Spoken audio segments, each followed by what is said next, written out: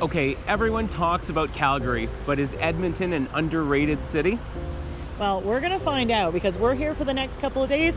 We're going to take you all around the city and see what there is to see and do. We're going to give you a little travel guide for Edmonton. Yeah, and Edmonton, if you're a hockey fan, they made it to the Stanley Cup Finals the last 2 years in a row.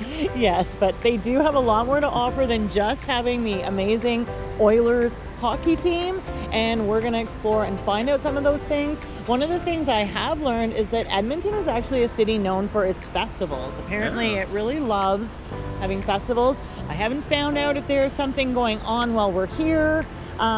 So we might be out of luck in hitting a festival this week, but it is known for its festivals. It actually has the nickname as Canada's Festival City. Really? Mm-hmm. Also, I think I heard a nickname, the City of Champions. Yep. So we're going to explore a couple districts down here today because one of the districts they have is called the Ice District, and it is a nod to the Oilers and hockey, and also just, I think Edmonton is known as being a cold city, long winters, so there's that too. But let's just look around the square. We're in Churchill Square, which I think is technically in the art district. Behind us this is not just a fountain, this is actually a splash pad for kids. And behind us is the City Hall with the glass, kind of looks like the Louvre. Yeah. So let's just have a look around. All right.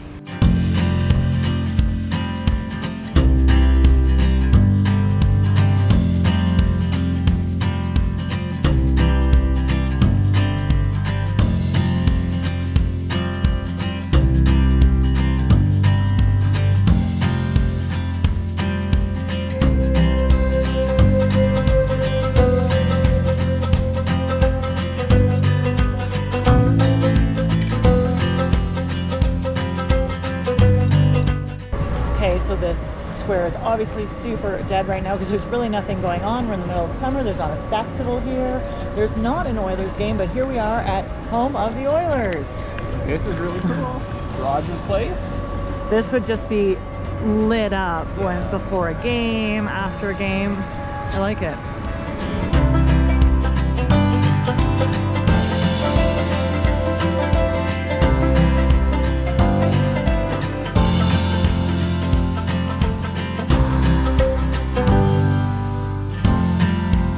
Hey babe, who are your friends? Bob and Doug. Last name Mackenzie.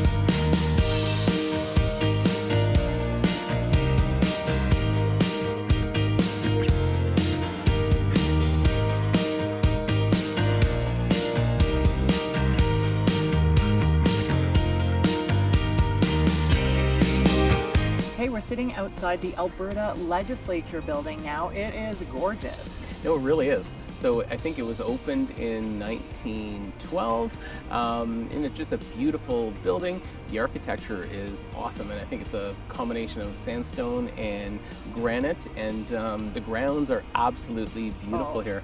So many flower beds, but not just that. There's a big wading pool, like that. It clearly says it. I thought it was like a fountain, but it's a pool where people can just wade in to cool off in the summer. There are fountains too. It's just a really nice. It's almost like a whole park out front of the grounds here. Yeah. And we got here. We were a couple of kilometers away, and we came on our bikes. There was a lot of people on bikes and walking on the park trail or the river trail. So if you want to sort of get out of the city, can highly recommend that. There was a lot of spots where you could come down from the street and just walk the trail. There's like a golf course on one side and the city and the river, and it's really quite nice. Yeah, and very walkable. Oh, and, yeah. You know, we're on our bicycles, but very walkable. And first impressions, Edmonton is a really, really nice city. Okay, so what time of year do you want to come to Alberta if you're coming to Alberta? I guess it depends what you want.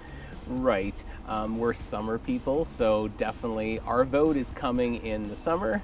Yeah, lots of festivals, all the flowers are blooming. We can ride our bikes and walk around and hopefully hit some patios as well. But yeah, if people like winter or people like hockey, there seems to be a lot to do there as well. And there's lots of inside things to do. So if you happen to be coming to Edmonton in the winter, there is the Art Gallery of Alberta. They have the Royal Alberta Museum here as well. You can always catch an Oilers game if you're coming in the winter, if you're lucky. There's also the Muttard Conservatory, and I believe that's sort of like indoor climate-controlled botanical gardens. And another thing, which we're probably not going to hit up here, but there is a whole pedestrian parkway. I don't think I told you about this. It's all inside, which would make it really friendly for those cold Edmonton winters. The paths inside and underground connect a lot of the city's important buildings or popular places you might want to go. So if you are here in the winter and it is sub-zero temperatures and freezing winds, you'll be able to get around in, they call it the Pedway. That's really cool. And I guess if you're coming to Edmonton, if you fly in, the airport is about 30 minutes from downtown. And we drove in right on the Trans-Canada Highway. Yeah, it was a great drive. Absolutely. There's lots of ways to get around. They seem to have quite a good public transit system. They have light rail, they have regular bus services. We looked into getting from the airport to downtown. So if you took a rideshare like Uber, they do have Uber available in Edmonton. That's about like a $40 ride from the airport to downtown. I believe you looked up the taxi. If you grabbed a taxi, wasn't it like $20 more? Yeah, about 60 Canadian dollars for a taxi. But if you want to grab the public transit, you can grab, it's basically an airport shuttle that's about $5, and then you can grab the light rail system to get you downtown, which would be about another $3. So for about $8, if you use public transit, you could get yourself downtown. And the public transit does seem to just run everywhere. Yeah, it seems really, really good. So we're spending the day essentially exploring all this downtown Edmonton, which is north of the river. And tomorrow we're going to take you to the other side of the river because there's a historic part of town there. But let's go because there's something cool that I want to show Mitch. It's a bit of a surprise because I planned this day. I like surprises. All right, let's go.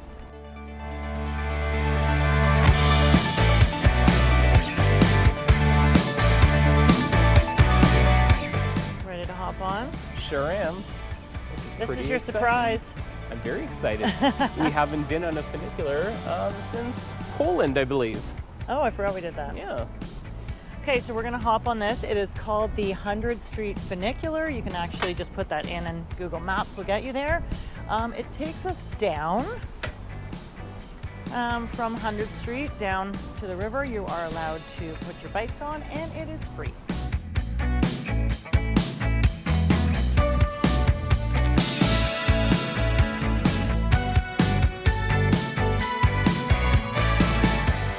So one other thing, if you're coming to Edmonton, they do have, if you're needing places to stay, we're looking at the Fairmont Hotel. So they have anything as fancy as that, right down to all of your regular hotels, Airbnbs, and we personally are staying in a campground, which they have right in the city at Rainbow Valley. So super convenient. So something for everybody's interest and everybody's budget. Okay, and it seems if you take the funicular down, it says just over here there's a lookout, so we're headed to that now.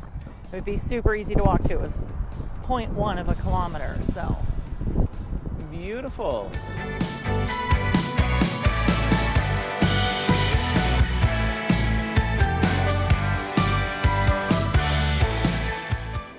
All right, folks, we're at the West Edmonton Mall, and oh my God, this place is massive. Yeah, it really is. We're not really mall people, but it is a bit of a tourist attraction. It is still one of the largest malls in the world, which you would think in this day and age would have been surpassed many times, but we're just going to show you around a bit. We're not staying long, but if you need to shop, you've got everything here. And if you have kids, I think this would be a really cool place if you are traveling with kids to stop in here, bring your bathing suits for Waterworld.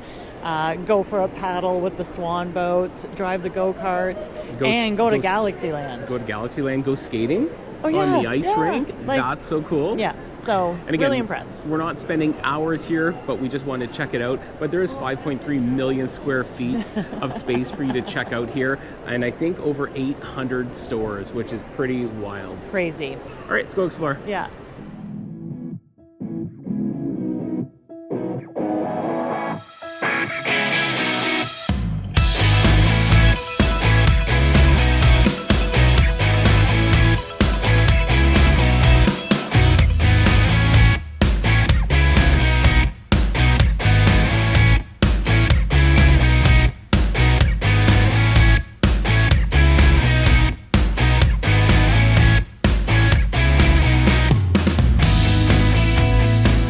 Looks like we're in Europe, Jen.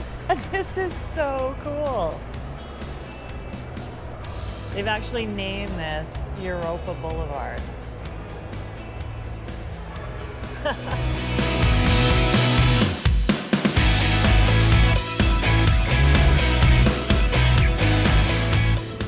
Okay guys, we are now over here today in Old Strathcona, which is south of the river here in Edmonton. As you can hear, there's some music and some stuff going on. It turns out that we are here during a festival here in the city of festivals.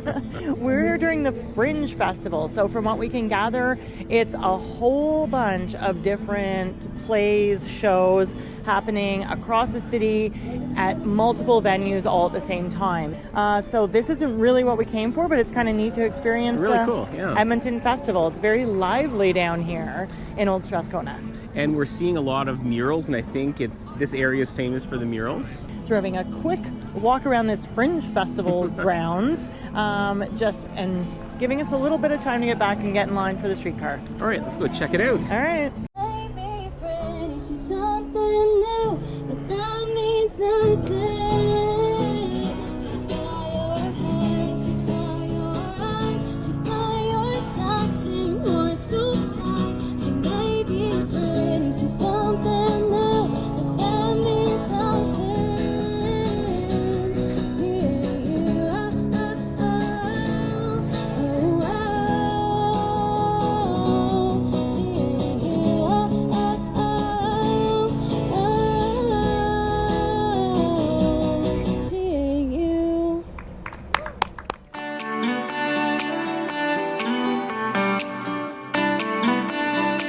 Edmonton's High Level Streetcar is a beautifully restored 1912 streetcar brought back to life by volunteers of the Edmonton Radial Railway Society.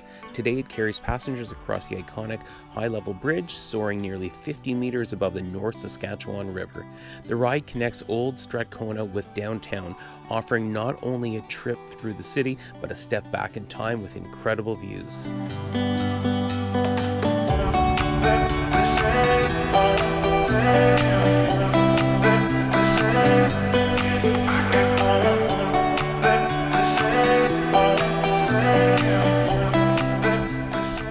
We just finished a really cool ride on that antique streetcar. Yeah, that was actually amazing, and actually would be such a great way if you were only maybe in Edmonton for the day to be able to hop on that to get over to the Old Strathcona area, or vice versa, and then take it back, because you can get a one-way or round-trip tickets.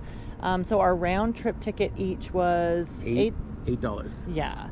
Great views of the city, so especially if you're strapped for time, that's actually a really cool way to see the other area and be able to get back. Yeah, for sure. And I think the one-way price was $5 per person if you're just going one way. And they actually did a great job restoring it. It looks, well, I can't say it looks exactly the way it would look like in 1913, but it looked really, really good. Yeah, such a step back in time, so much detail in the woodwork and just all the fixtures and the Edison lights, and they do everything very traditional. Even they aren't drivers, conductors have the proper suits on, and they have the pocket watches, and such a great experience. 11 out of 10. Can't recommend enough. Highly recommend. Anyway, let's go. We're going to wander around Old Strathcona a little bit more, but I'm also getting a bit thirsty. Well, we need to do something about that, Jen.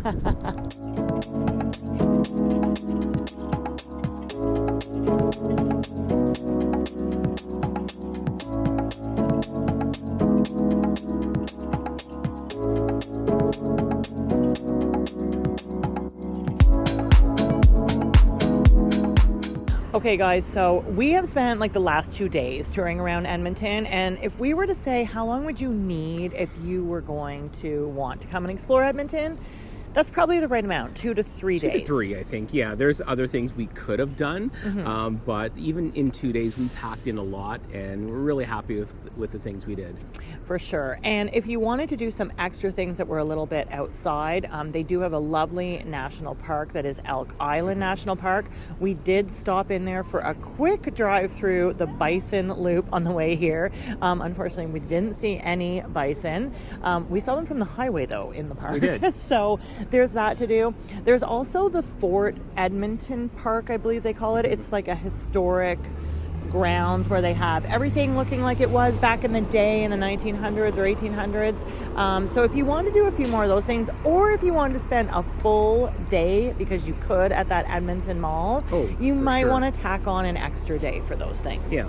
So that would take you to 3 to 4 days. All right, and if somebody asked us, Mitch, is it worth visiting? Do you think that this was worth it? So before coming here, well, I wouldn't have known what to say, but I actually love Edmonton. It's a nice, big city, but it's very spread out. I don't find it super busy and congested.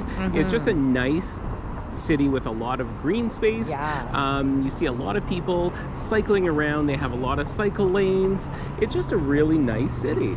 Definitely worth a visit if you're heading west, or maybe, you know, you've done Calgary and you want to do something else if you're heading out. Definitely check out Edmonton. I think it's a little underrated. Yeah, like we haven't been to Calgary, but people say go to Calgary, but like I've loved Edmonton kind of thing. It's really nice. Yeah. Now the other thing that we haven't talked about in this video is food in Edmonton, because they do talk about it as an underrated food city, and trust us, we have eaten tons of places around Edmonton, some quirky foods and some classics, but we have put that all in another video, so make sure you stay tuned. Next week we're going to bring you all the places we ate, we drank, there's breweries here. We had a great time playing foodies in Edmonton. So make sure you subscribe, folks, because our journey out west is just starting, and our next destination is going to be Jasper.